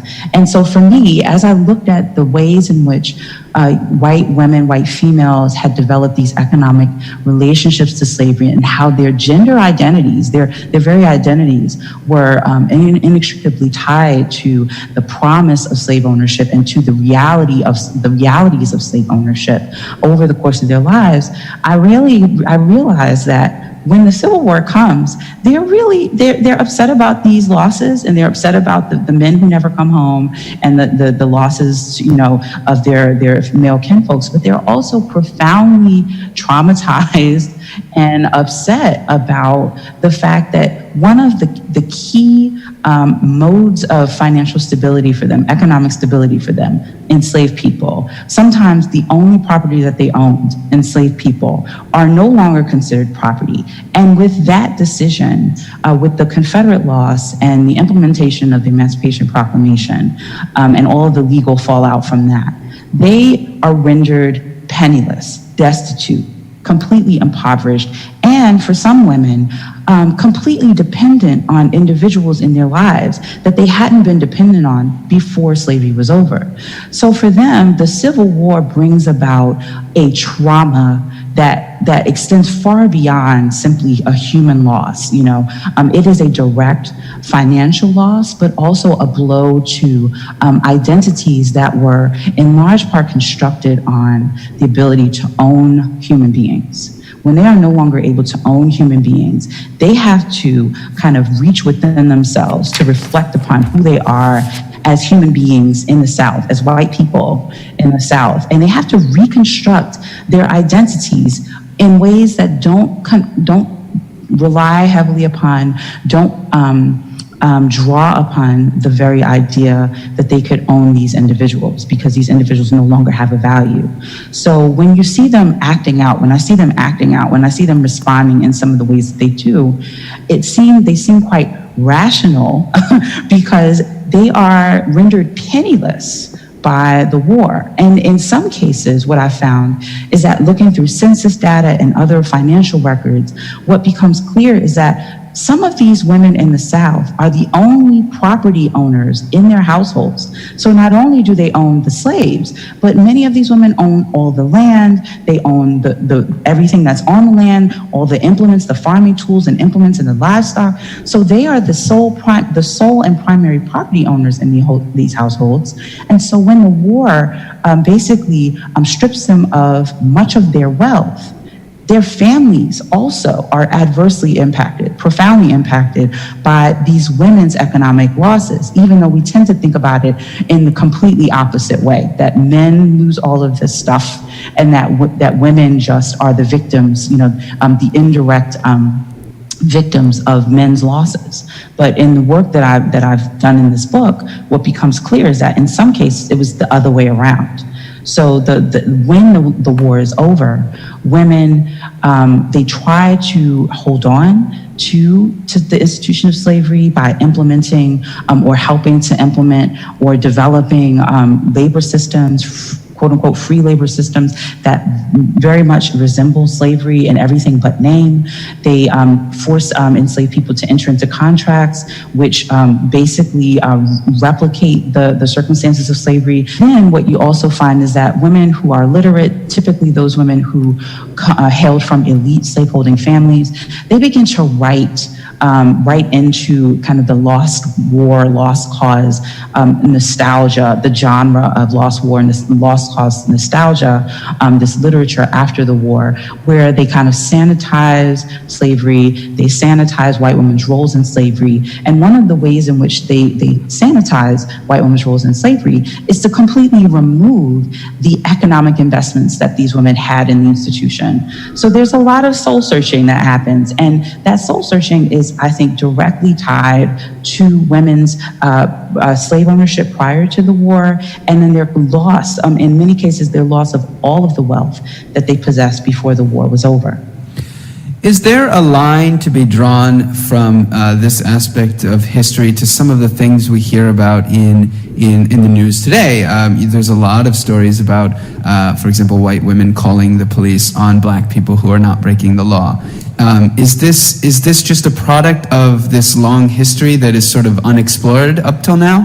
What you find is that from the period of settlement, from colonial settlement to the present day, white women have deeply invested in a racially divided social order wherein whiteness was conflated with superiority and freedom, blackness with inferiority and enslavement.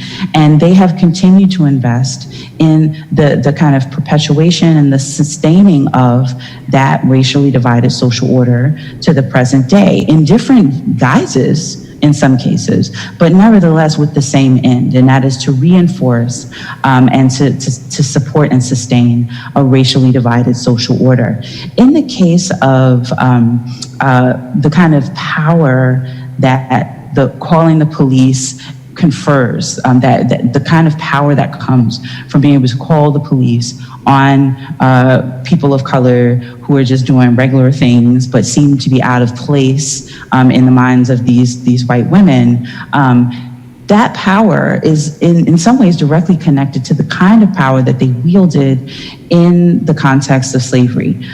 For example, there were laws on the books in virtually every southern state which empowered white women to call upon patrollers who were very similar to police. Police in that time, they were very, very much like the police today, who would kind of put Black people in their place.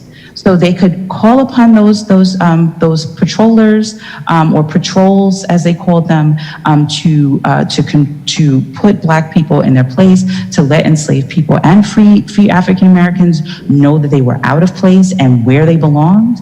They could actually they were empowered by law to shoot, maim, and otherwise to kill an enslaved person who was on their plantation without what was called a pass, which was essentially a document which identified the enslaved person, said where the enslaved person was supposed to be going, how long they were supposed to be there, who their owners were, and when they were supposed to return.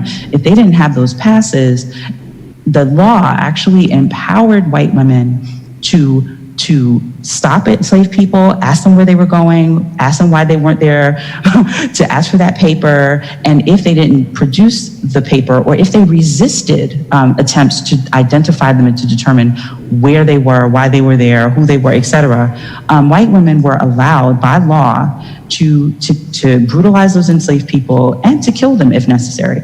So the kind of power that we see white women wielding in the present day by simply making a phone call is very similar to the kind of power that they exercised in the context of slavery. And so I see very, very, very important parallels between that power in the power that we see in the present and the power that we saw in the past. And the other, I think that's more important, is that, there's an entire chunk of our history that kind of drops out of the conversation when, even in the present day, people talk about, why these majorities of white women are voting for Republican candidates who seem to be standing for things that are in direct violation of their best interests, that they don't support or stand for things that would be in their best interest. And I see, the entire 20th century kind of helps to connect what the history of the women that I'm talking about in the 19th century with what's going on today. You see women after the war, as I explained, that there's, this profound kind of reflective process that happens where, again, they are asked to figure out where they stand. After the war, you see 500,000 women in the entire country joining the KKK. 500,000 women joined the KKK in the early 1900s. And this is really interesting because it happens at right around the time when women win the vote, when women earn the right to vote. They win the right to vote. So what you see is that the KKK now understands that white women are a voting bloc, and that if they can get them to vote for candidates that support kind of the agenda of the KKK, that they have far more power in the poll at the polls than they would have if they were to completely alienate white women. So what you see is that in this kind of direct relationship between white women's voting rights, their ability to vote, and there's a direct tie between white supremacy and these white women's ability to vote. And you begin to see the KKK recruit these women heavily. And so you see 500,000 women join the KKK in the 1920s and 1930s. And this is throughout the country, not just in the South. You also see white women participating in lynching rituals in which white men are accused of crimes against white women, typically sexual crimes against white women, or just general crimes, and see white women present at those lynching rituals where you can see them standing in front of bodies, black men's bodies dangling from trees. There's even a really poignant case in Florida of a man named Reuben Stacy who was lynched for allegedly trying to enter a white woman's home. It was simply, he was hungry, he was asking for something to eat. But there's a photograph that's captured of his lynching, and his body is hanging from a tree, and there are several young white girls dressed in their Sunday best, standing in front of his body. One girl is smiling at the camera. So you see that there are these instances throughout the 20th century in which white women, white females, stand very proudly for white supremacy and do what's necessary to support and sustain white supremacy. And you see that later during after Brown versus the Board of Education. You see white women at the forefront of anti-integrationist activism, white mothers in particular, and that's also in the North in places like Boston. And similarly, you see white women joining white supremacist organizations throughout the 20th century and into the early 21st century. So all of these, I think this longer history makes everything that's happening in this moment make a little bit more sense. Because when they're voting, yes, there are, of course, women who vote for candidates like Trump, candidates like Brian Kemp, candidates like Roy Moore, for reasons that have nothing to do with race, perhaps. But there are also women who understand that these men stand for white supremacy and stand for, and that they're going to implement policies and they have a political platform that supports and sustains white supremacy. And they decide to vote for these men because as their foremothers had done before them, they decide that whiteness has more value and accords them more power than their gender. Yeah, and there's no doubt that America, particularly white America, has a hard time talking about race and racism, and often ignores that it even happens. So how does this change the conversations either that we are having, because right now there are some conversations going on. Yes. How does it change the conversations that we are having, or does it suggest we should be having different conversations in the year 2019? I think it suggests that we should be having different conversations, because right now the conversation that begins almost immediately after some of the exit poll data comes in is, oh my God, what is wrong with white women?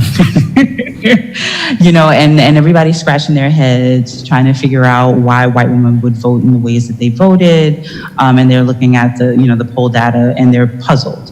And I think that conversation is not the conversation we should be having. We should be having a conversation which allows for us to understand the power of race, not simply in the lives of white men who are obviously voting in their best interest, but also the power of race in the context of voting patterns for white women. I think we do need to be having a different conversation, a conversation which is not one in which white women are automatically the allies of other dispossessed groups, or white women are always the individuals who see themselves as oppressed by their gender and thus as the natural allies for other dispossessed groups. We should be thinking about white women in the same kinds of complicated and fraught ways that we think about other voting blocs.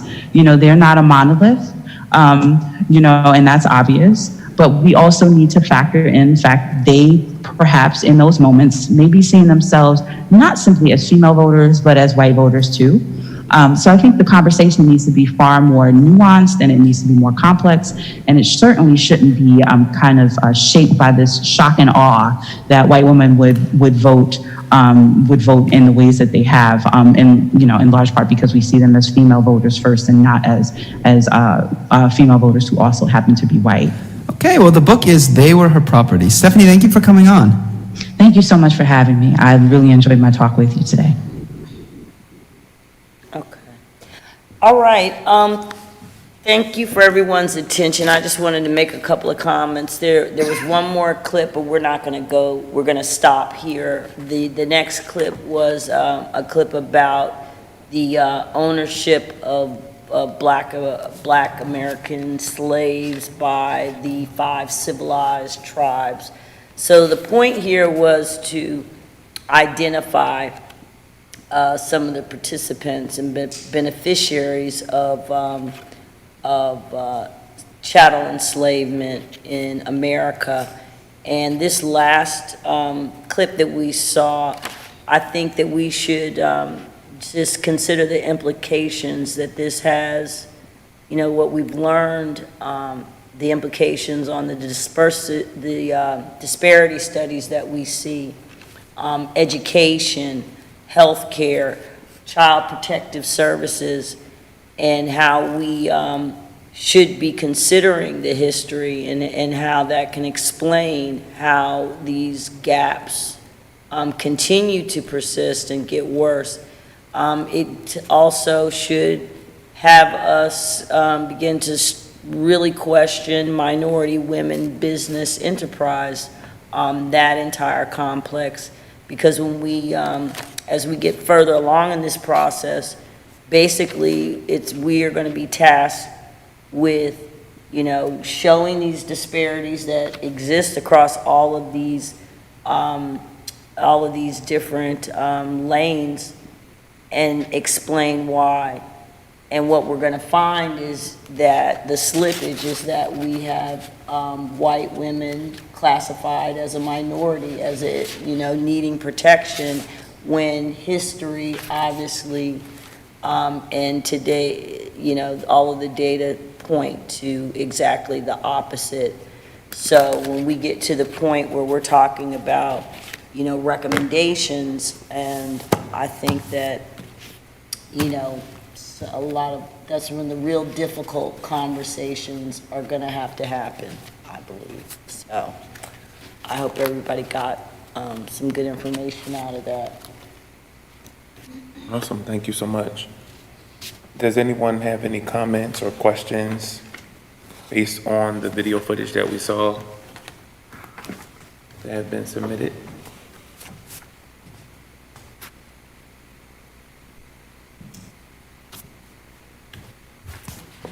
And I'll direct everyone to a handout that you got too, that is some reading, some bedtime reading about the intra-American slave trade. So what happened after they outlawed international slave trade in 1808. So this is, some very interesting reading. And you'll just find how much of a connection, we have with Virginia, which I find, very interesting, and the connection between Halifax and the Warrenton area and High Point. So. This is Commissioner Reynolds. I just wanted to share that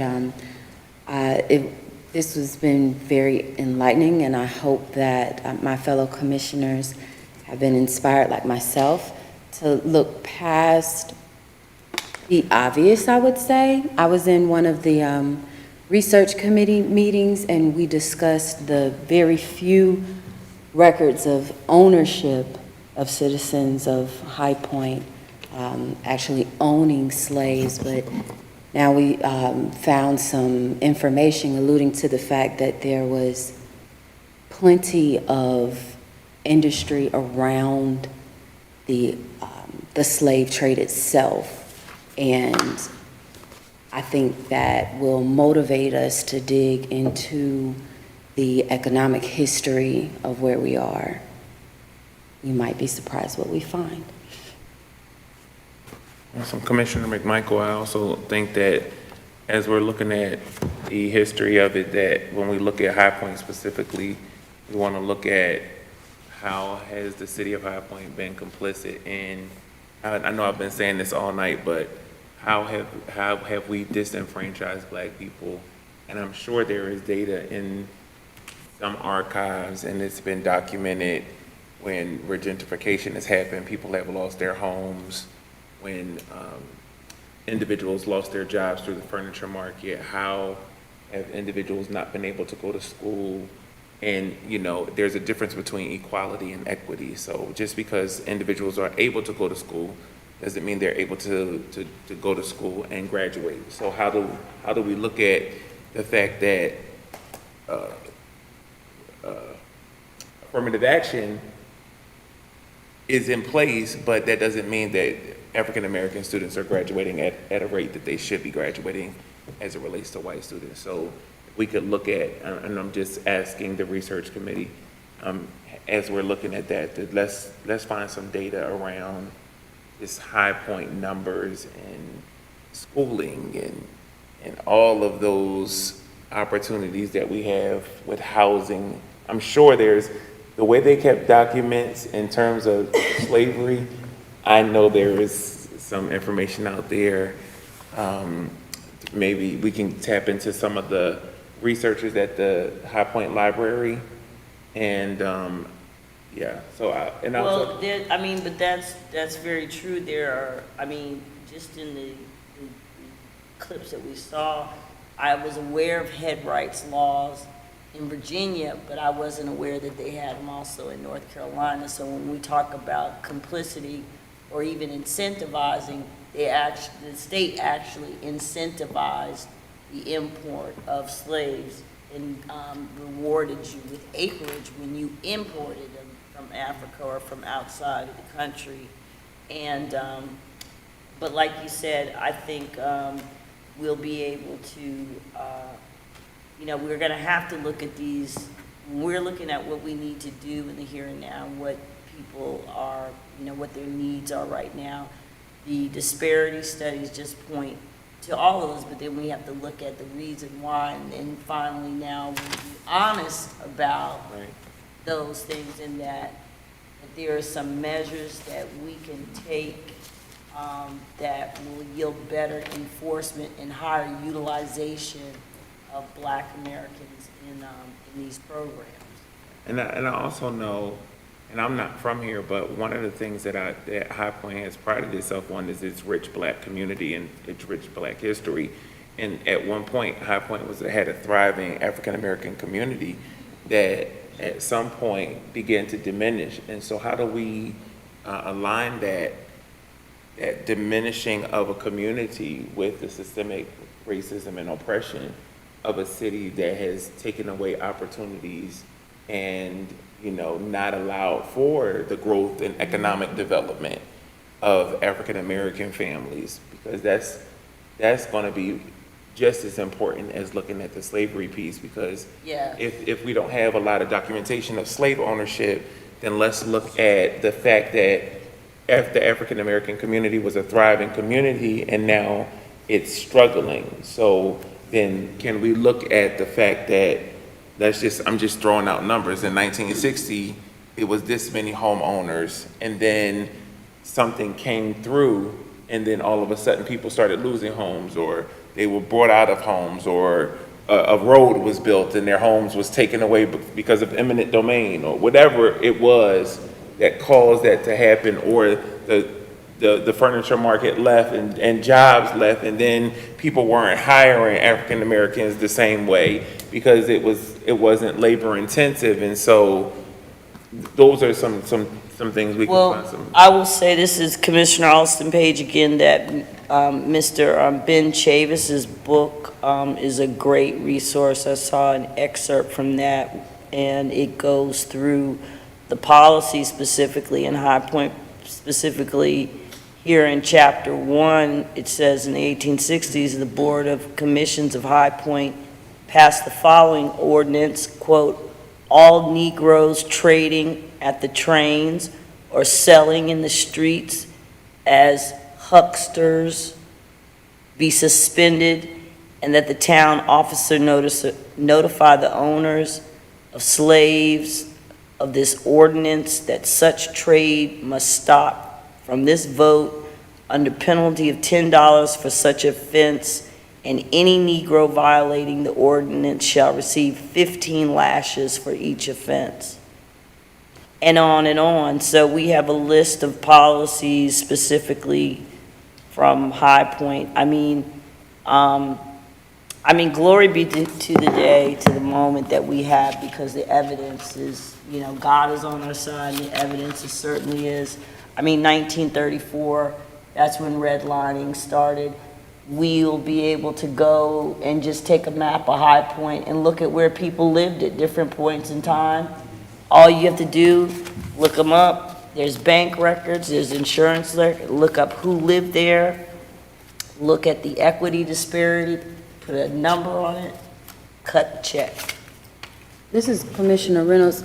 Also, I'm glad that you just shared that, Commissioner Austin Page, because as we dig into this, we're going to uncover, when we look at the policies, who the beneficiaries of these were. We know who the benefactors were. We know who, suffered. Right. That's why we're here. But we do need to point out who did benefit from these policies, like the one you just shared from Mr. Chavis's book. If there was a fine for selling at the railroad or in the yard, then what was the sentence according to the fine? I know that debt peonage existed 100 years after the ending of slavery. So was the deputizing of individuals going on here in High Point and around the area? Was the contracting of labor to work off a debt or a fine a thing? This has nothing to do with slave records at all, but these were common practices in that time. And it's gonna get real, guys.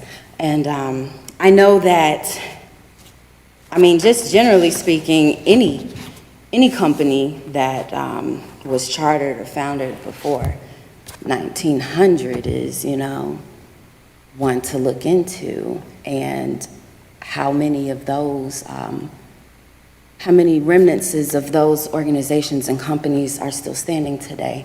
How many financial organizations that were founded on these dealings and these policies, and even previously the backs of slaves, are still standing today, and the wealth that has been generated from all of the above. So let's get it. Let's get to it, y'all. We have a lot of work to do. And it's, I want to thank you all for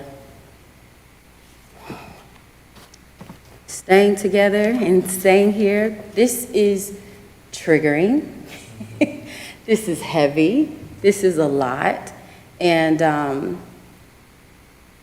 I know that even just seeing the response of the public thus far in what is going on, it just speaks to the lack of a voice that exists in our community.